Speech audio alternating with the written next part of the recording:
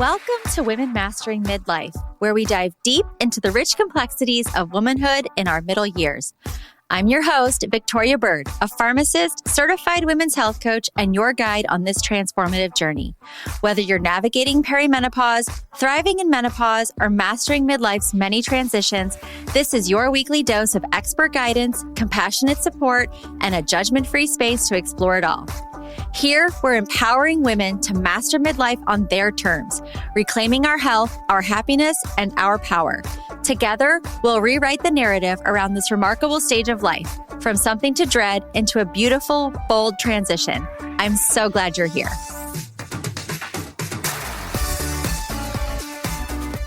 So, first, I'd like to thank you, Sharon Macy, and welcome you to the podcast. I really appreciate having you join me today, and I can't wait to get into the conversation we're about to have. So thank you again for coming. Thank you for the invite. I'd like to introduce you to Sharon Macy a little bit. She's the host of Mom to More, which is a top 3% globally ranked podcast. She's a motivational speaker, a content creator, and a writer. She's a former stay-at-home mom who reinvented herself through podcasting and ballroom dance, which I'm excited to learn more about. And today's episode, we're going to talk about how a pause in your career or in working outside of the home isn't a step backward. And we're going to provide practical strategies for finding your more after motherhood, which I think is so important for women in this demographic, because a lot of us did put careers on hold, maybe staying home or not taking that next step in our careers because we had families.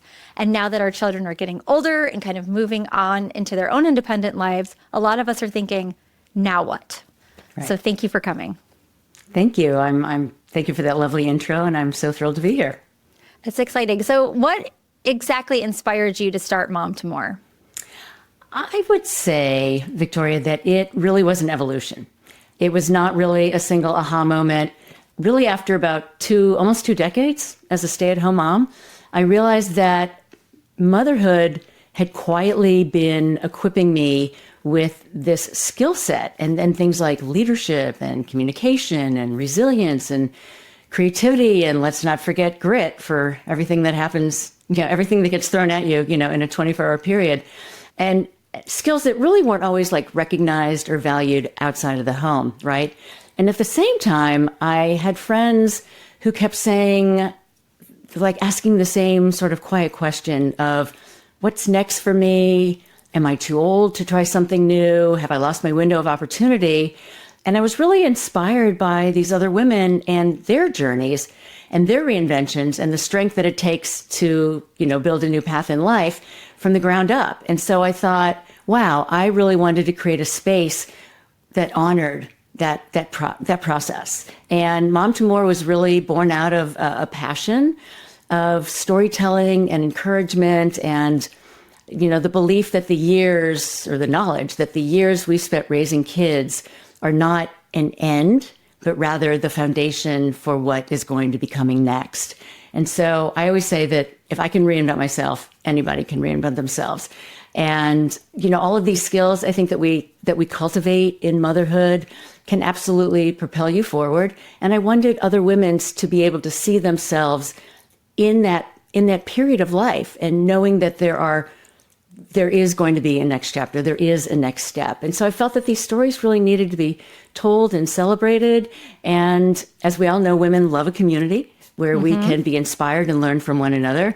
And really, Mom to More at its heart really is like that community of like-minded women and women who support and lift up one another.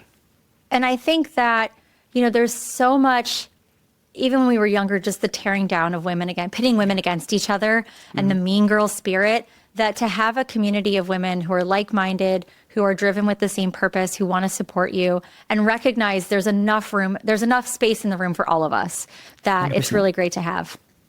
Yeah, that's really important. And that we're all there together. I mean, that was a moment in time when women were really not our allies. We were not each other's allies. And I think that has really changed in the last couple of decades, for sure. Yeah, I agree. And it was interesting. I was thinking about, I pulled out a CV of my own I dusted it off, because I've been a stay-at-home mom for 13 years now. And so I pulled out the CV, I dusted it off, and I looked at it, and I thought, there's this huge gap. I have all these skills of being a pharmacy manager, being a pharmacist, working in collaboration with physicians' offices and management. I worked for Target Pharmacy at the time. And so working with a big corporation. And then there was this huge gap. And I thought that this is exactly what people like me need, because we did accrue skills. Just because I didn't necessarily punch in and punch out and get a paycheck for what I was doing. Yeah. There's still, and I mean, I think conflict resolution, I used to make a joke that if you put a bunch of stay-at-home moms in a room together, we could solve world peace. Like, we could figure out war crises because we have so much conflict management skills. I'd say, why, yes. Yes, we could. Yeah. And more moms should be in those rooms. 100%. 100%. So why do you believe that a career pause isn't a career setback in speaking about the skills gained as a stay-at-home mom? Well, first of all, Victoria, the skills that you have don't disappear, right? You are still whoever you were prior to having kids. Like, I was a creative in advertising. My writing skills and my unique voice didn't go away just because I had kids. So I think that's really important to remember. And also, as during those child rearing years, for people who choose to do that, we gain so much knowledge and expertise during this time. And unfortunately, I think motherhood has really been dumbed down to like laundry and diapers.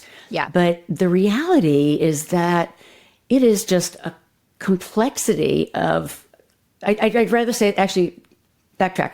The reality is that the complexity of parenthood is totally misunderstood.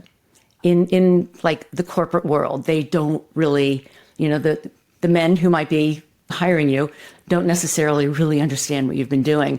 And so when you think about it, parenting requires adaptive leadership. It requires high stakes decision making, decisions that need to be made immediately. You have to be able to pivot immediately. It requires emotional intelligence, long-term strategic planning. I mean, think about, all of us had those calendars that were all color coded, yes. Right? I mean, we plan everything out, and this whole mom leaning into family life experience is so dynamic. We evolve as our children grow. Just when you think, okay, we're at a good spot, well, something else happens, and we have to pivot, and we have to evolve, and we have to grow, and so we're constantly learning and changing and pivoting and innovating. And so I think while we are, I hate to use the term just home with the kids because it's anything but, right? We have quietly been earning executive MBAs, every single one of us. And, so whether it's leadership, logistics, psychology, negotiation, event planning, crisis management, communication, innovation, organizational skills, all at the same time. And I just don't think society has really caught up with that yet, or recognizes the innate value of what we bring to the table. Yeah, that's so true. And it made me think about, even when the kids were younger, a lot of it was, keep them alive and make sure they're safe. And then as they got older, it was recognizing that you need to be a soft place to land, but still give them independence. And so there's all these different shifts in who we are as people. So even though, like you said, who we were before we stayed home with our kids doesn't go away, it evolves, but then there's also just the evolution of our family dynamic too, that I think comes into play. Mm-hmm. And I would also add what you talked about before, that blank spot on your resume. I have it on mine. If you go look at my LinkedIn page, I have my years as a stay-at-home parent and what I did and all the money I raised, all the volunteering that I did. I think that's really important to itemize all of the little things that you do while you are leaning into family life. Oh, you know what? I'm actually, people aren't going to see this, but I'm going to write down that I need to itemize my tasks as a stay-at-home mom and put that on LinkedIn, because I think that, that also helps to explain to people those gaps in your, so you took a 13-year hiatus from working. What were you doing at that time? And it's like, well, let me tell you. Yeah. Exactly. Yeah. Like, I wasn't just, folding laundry while eating bonbons and watching soap operas, which is the stereotype of stay-at-home moms. Yeah, but that was like June Cleaver, so that was a long time ago.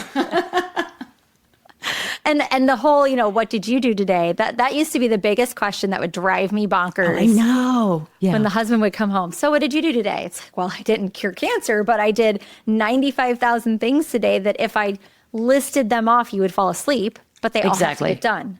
Right. From the mundane to the important. But yes. And I'd say, listen, if you were the parent who was on the committee to rebuild the jungle gym at the kids' elementary school, that's project management.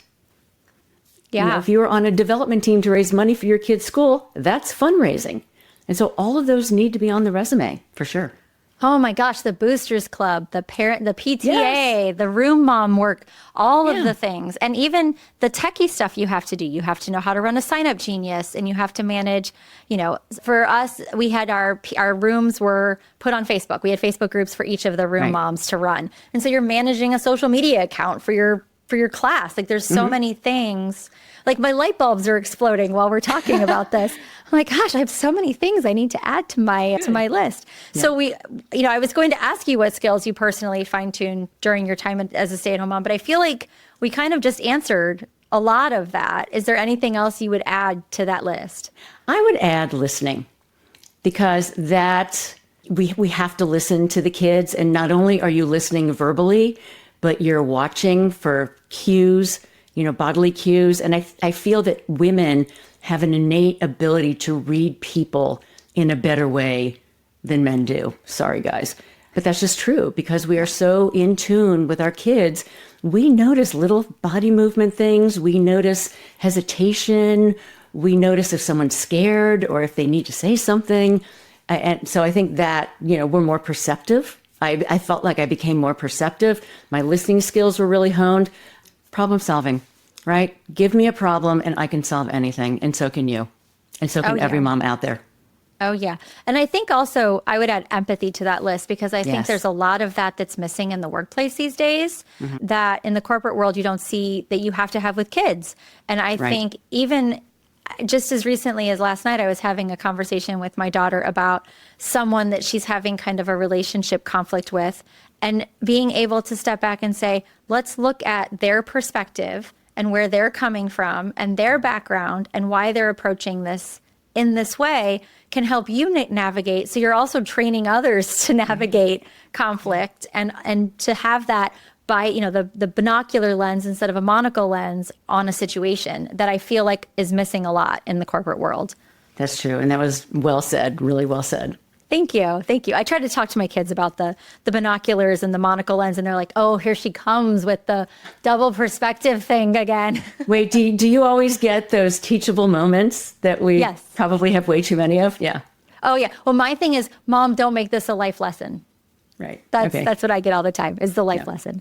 So why do you think society often underestimates the value of these skills gained during these years? Oh, that's a really insightful question. I think because by and large, society is still patriarchal. And there has been a cultural devaluation of women's work. And careers traditionally, I think, are seen as very linear. And a woman's career trajectory is decidedly non-linear, especially if we, lean into family life, you pause the career, you can downshift, or maybe you fully pause it, stop it. And I also think that the whole caregiving aspect and all those things we were just talking about, the life lessons and teachable moments, all of that really happens in the private sphere of home and family instead of in the public corporate sphere. So it is often invisible to the decision makers who really define what counts as experience on a resume. That's true. And I think that, it plays into the environment of the workplace. When you're entering into another career or a career shift or returning to a career, you're also bringing in just the ability to connect with your coworkers, your bosses, other employees that you may not have been able to do before you were staying home with family. Right. I think we're so much, like you said, empathy, and we are so much more in tune with humans, with humanity, just by the virtue of raising kids. Yeah, I think it can change the whole environment of someplace that you're going to work. So employers, listen up. Listen up. So for those women who are listening right now and they're thinking about, they're at a crossroads, they're not quite sure where they want to go, if they want to reinvent, if they want to stay where they are or return to what they've been doing. Let's take a quick pause, because if you've been loving these conversations and you're ready to take things deeper, I have something special just for you. The Women Mastering Midlife community is open for enrollment, and it's better than ever. This is your space for real, whole person midlife wellness. We focus on 5 pillars: movement, nutrition, lifestyle, stress management, and rest, because midlife health is so much more than just workouts or what's on your plate. Inside the community, you'll get strength training programs that actually fit your life. No 5 a.m. workouts required. Weekly accountability check-ins, meal plans, recipe guides, live group coaching with me, a private forum where you're never alone, and direct access to message me whenever you need support. Normally, it's just $29 a month. That's less than a single personal training session. But because you're part of this podcast family, I've got a gift for you. Use the code PODCAST5 at checkout and you'll get $5 off every month, making it just $24 a month to join us. You'll find the promo code and the link to register right in the show notes, so it's super easy to get started. Come join us and step into midlife feeling strong, supported, and unstoppable. What are some first steps that a woman can take? Because there's a lot of freezing that happens in that moment. And that's pretty natural, because sometimes you have 10 different things in your head that you're interested in, and it gets overwhelming. So I would first advise, take time for introspection, right? Allow yourself that time to blue sky, get a whiteboard and just write ideas down of things that you've been interested in, you put aside for the kids, you've always wanted to learn. And so really take that time to look inside. And then I would say, as you're doing that, look at your personal talents, look at the things you think you are really good at, look at your passions, and also look at your networks, because friends can make really great collaborators. I mean, I knew 2 women who were neighbors, and they kept thinking, what are we going to do? Our kids are getting older. Do we do a store? Do we do a summer camp? And they realized they live in Connecticut, and they realized that in their backyard, there were kids that were going hungry on the weekends. So they were using the foods given to them during the school week, but on the weekends they were going hungry. So they started a nonprofit called Filling in the Blanks, where they were feeding the kids on the weekends. They did that together, and 11 years later, they are still together. That's amazing. Isn't that a beautiful story? Yeah. And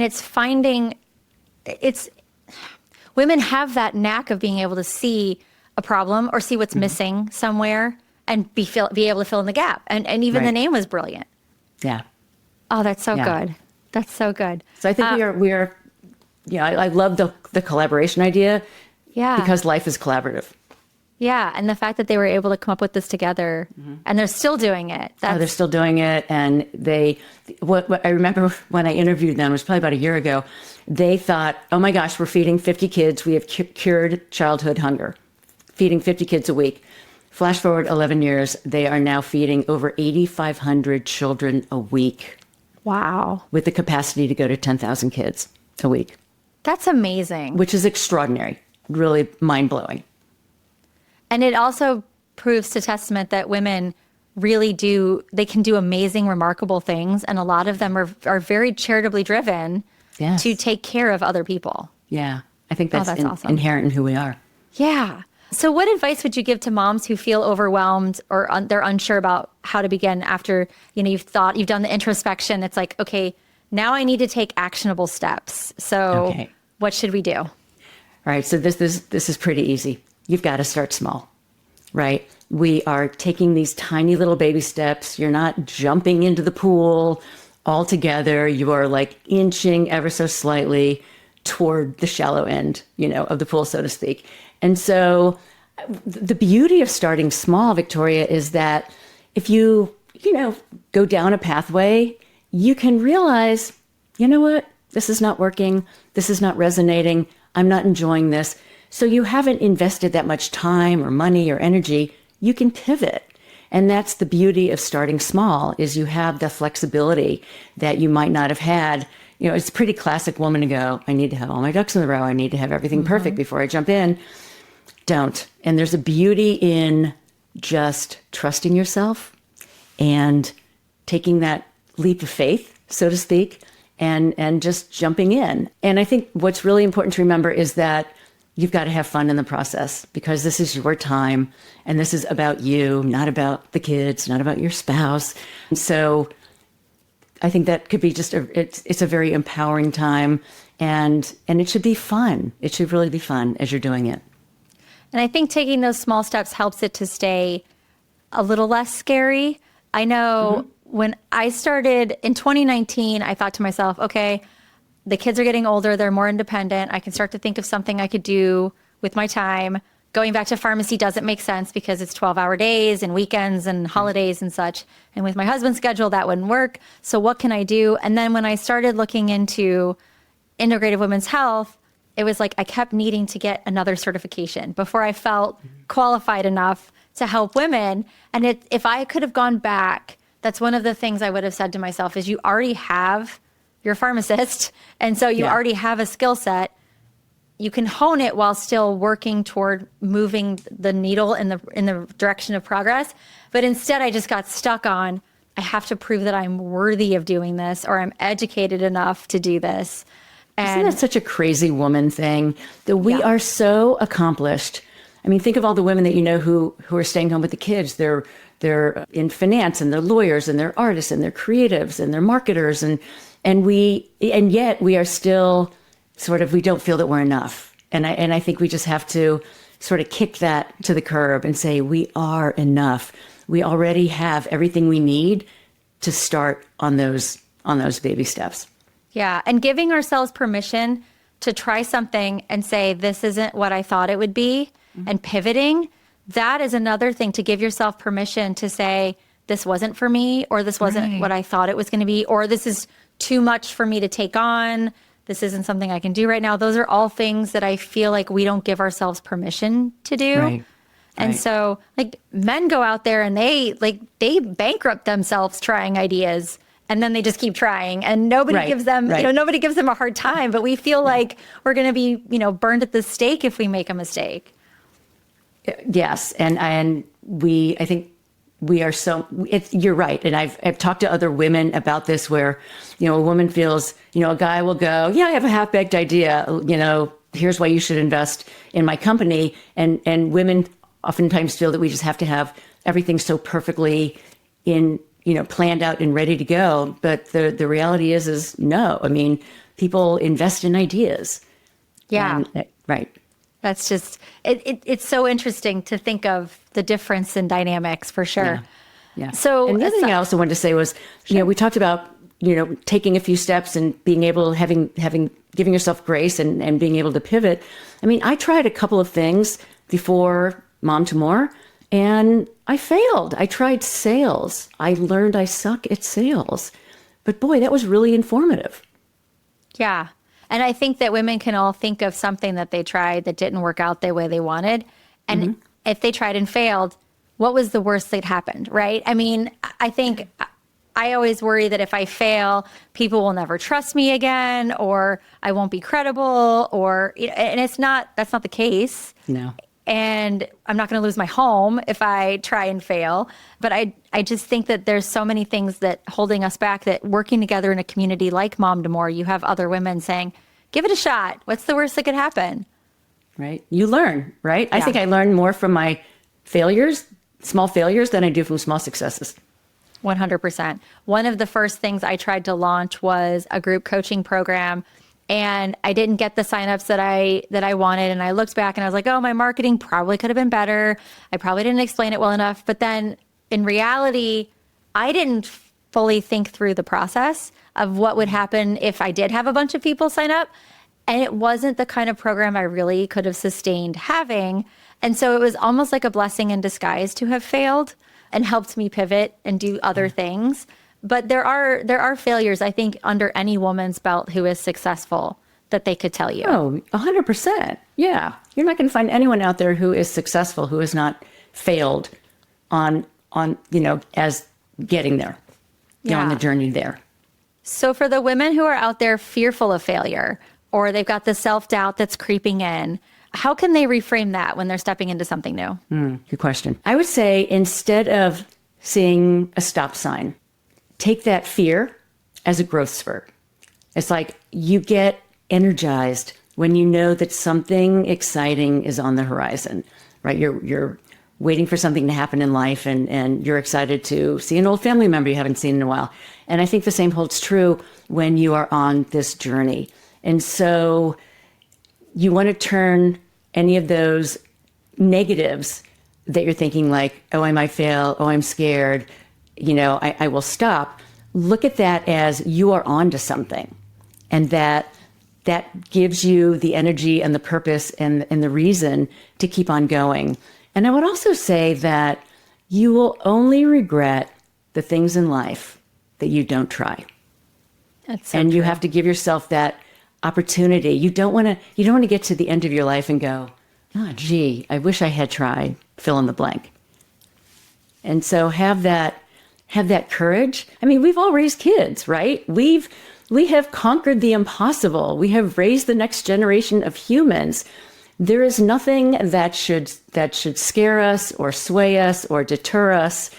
We have all that in us. And I realize that when it's for someone else, it's a little easier versus, well, this is me. We should have that same grit and determination and darn it, I did it before, I can do it again sort of attitude. Yeah. I mean, if we think back to how hard it was when they were infants and we kept humans alive, and now they're moving on into the world and they're thriving. That's right. That's so true. That's so true. Yeah. So the fear of other things can't be as surmountable or scary as the fear of raising children. Really. Right. And you've already done that. So you've already succeeded wildly at raising kids. There's no reason why you can't succeed wildly at your next chapter in life once you figure out, what it is that you want to pursue. So you've talked a little bit about a story that you talked about with interviewing a couple of women who had the nonprofit. So what are some stories that you've heard through your podcast outside of that? Give me another inspiring story, because I love to hear other women's success stories. A couple of stories that really were inspiring to me. I had the privilege of interviewing Missy Tannen, who is the co-founder of the luxury bedding company Bull and Branch. And they started a company because she and her husband, Scott, were redoing their master bedroom, and they were moving up from a queen-size bed to a king-size bed. And then they started realizing that, wow, there's just not a lot of great sheets out there. And it started them on this journey and, figuring out sheets and should it be organic and why is organic good and thread count versus quality of the thread. It's actually all about quality of the threads versus thread count. Who knew? And 10 years later, they have a massive company. They manufacture in India. And just her story of doing the mom thing for about 10 years and then slowly building this company with her husband. And then, of course, the girls got involved. And I thought that was just a real step by step, inch by inch, sort of how they built this company, which I found really inspiring. And then another woman, for example, Christine Swanson, who is actually a director. And she and her family reached the lowest of lows. They dealt with unemployment. They dealt with homelessness, and how they bootstrapped their way back to working again. And Christine went through, some really dry periods, and how were they going to, they moved out of LA for a while to the East Coast and then drove all the way back with friends helping them with every stop. But the fact that she was at the lowest of the low and was able to, with belief in herself and just plugging away and just bootstrapping herself, getting into a position where she has more work now as a director. She's back in LA, then she knows what to do with, which is just a wonderful full circle story, because she had early successes at NYU, and then, life changes. Yeah. So both of those women, yeah. the grit and the determination show Yeah. in that. And I have Yeah. those sheets, by the way, and I love those. I I love them. I have many pairs like, of their sheets, and yeah. I started buying those sheets way back when Missy was the one doing the voiceovers, like on the Howard Stern show. You know, I mean, Oh, that's I go way so back with funny. them. Yeah, Yeah, they're great. I love them. And yeah, I love buying things from a company with a story like that too. yeah. You know? So how do you feel that celebrating small wins helps build momentum for bigger change? You want to celebrate every small win because that just adds to your toolkit of how you gain that momentum, right? You have a small victory, it's like, okay, cool, check that, I did that. And then you have another. And so all of that gets added to your personal toolkit, your mind toolkit. It adds to your ability to say, I've got this, right? I can do this. And you know that there's going to be more stumbles along the way because that's life. But I think celebrating all those small victories gives you the confidence to keep pursuing whatever it is you want to pursue. Yeah. And I think as moms, we did a great job. You know, our kid would come home with this horrible piece of artwork and we would be like, this is amazing. And it goes on the fridge and we're celebrating it. And, you know, and we do a good job of celebrating our spouse when they have something that happens in their work or in their career life. Mm-hmm. And we just don't do that for ourselves. Right. And I think we need to be better about doing that for ourselves. We do. We're so great at what we do. We have such a vast toolkit and vast competencies. We need to believe those. We need to believe in ourselves. We need to know that we have that within us to be able to move forward. And I just wish that, and listen, I struggled with that too. I was like, there were periods in my life when I was raising the kids where I'm like, I'm irrelevant. I have totally lost my skill set. Nobody is interested in what I do. And maybe you dealt with this as well. You'd go to a party or a cocktail party and people, a guy usually would say, well, what do you do? And I'd say, oh, I'm just home raising the kids. Hard stop to the conversation, right? And I wish then I had the phraseology that I have now, which is, okay, I've got the privilege of raising the next generation of humans. What are you doing?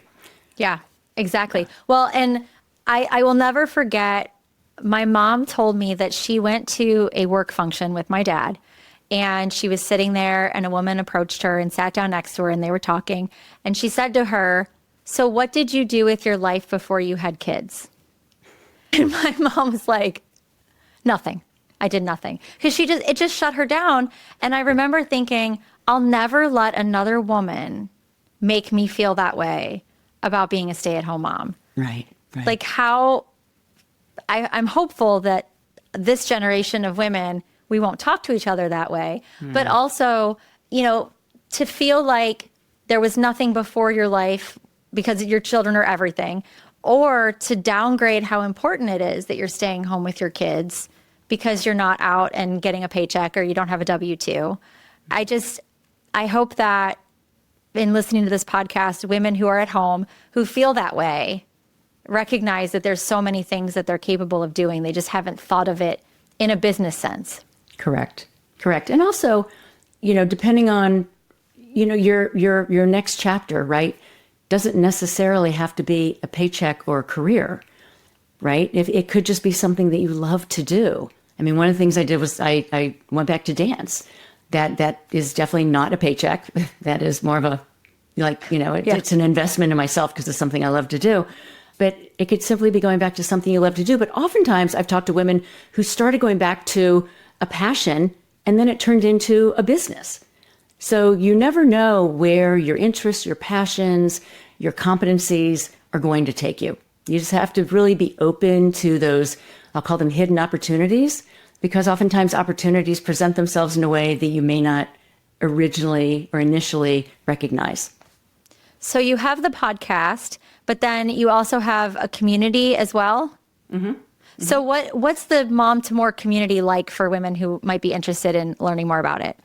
So the Mom to More community is, we have, at least on my website, we have resources, we've got blogs, all the podcasts are up on there.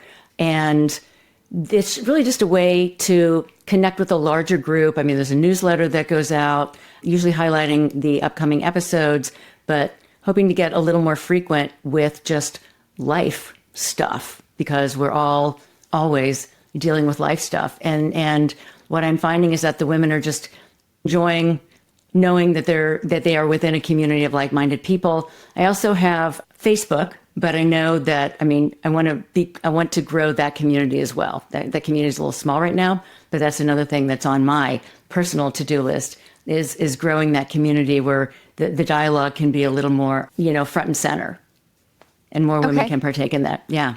Yeah. Well, and, networking is so important in the business world. Everybody talks about the conventions you go to, networking at dinners and things like that. It's the same for stay-at-home moms, having that network of other women who are doing the same things or learning about what they're doing and seeing how they're being innovative or they're finding new passions at different crossroads. I think that that's really an important place that people need to have, that women need to have. And also, that's a great idea. And also these relationships that you are building, this network that you are building while you're, home with the kids, just extraordinary women, as we talked about earlier, who did so many things before, but they are still that person. And, maybe someone's working on a project that you want to jump in and help them with. Maybe you sit down over Chardonnay one night and say, hey, I had this idea. Can I bounce it off of you? And you never know where, one thing that's for certain is you never know where life is going to take you. And so I'd say always be open to opportunities to connect, intersect, and just network with people, because life will surprise you. That's for sure. In both good and bad ways, right? And just be open to the possibilities that your network will provide. I mean, think about all the other moms in your school or the moms in the PA or, the Parent Association. There are so many incredible women with great brains and great ideas. And so, tap into that. Yeah. Yeah. And I think in times of hardship, it's amazing how they come together and how quickly they'll come to your aid and they'll problem solve with you. And so it's a little army almost of other women.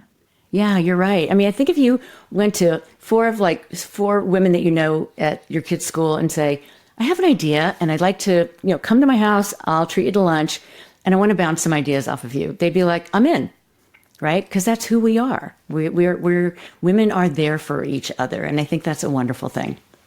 Yeah. Well, on that note, I appreciate you coming on and talking about Mom to More. And I think that anybody listening should now be ready to join the army of Mom to More and listen to the podcast and connect with the community. And again, thank you so much for coming on and sharing what you do and how you connect other women. And I hope that this inspires some of you listening to take that next step and push aside the fear and make a plan for yourself. Thank you, Victoria. This has been wonderful, and I've thoroughly enjoyed this conversation and loving the work that you do as well. So thank you for having me on. Thank you. I selfishly have loved doing the podcast because of all the women like you that I've connected with that I never would have met otherwise. Right? What a blessing. Yeah, it's been great. For sure. Thank you for listening to this episode of Women Mastering Midlife. If something you heard today resonated, I'd be so grateful if you'd share it with a friend who might need a little extra support on her midlife journey. Remember, small changes can make a big difference, and you don't have to navigate this transition alone. We will be back next week with more expert guidance and compassionate conversations to help empower you to master midlife on your terms. Until then, you can find us on Instagram at Women Mastering Midlife, or come connect with me directly at Miss Victoria Byrd. And you're looking for deeper connection and support, be sure to join us in the Women Mastering Midlife community. We'd love to continue the conversation with you there. If you've enjoyed this episode, please rate and review this podcast. It helps us reach more amazing women mastering midlife just like you. You'll find all the links from today's episode and ways to connect in the show notes below. See you next time.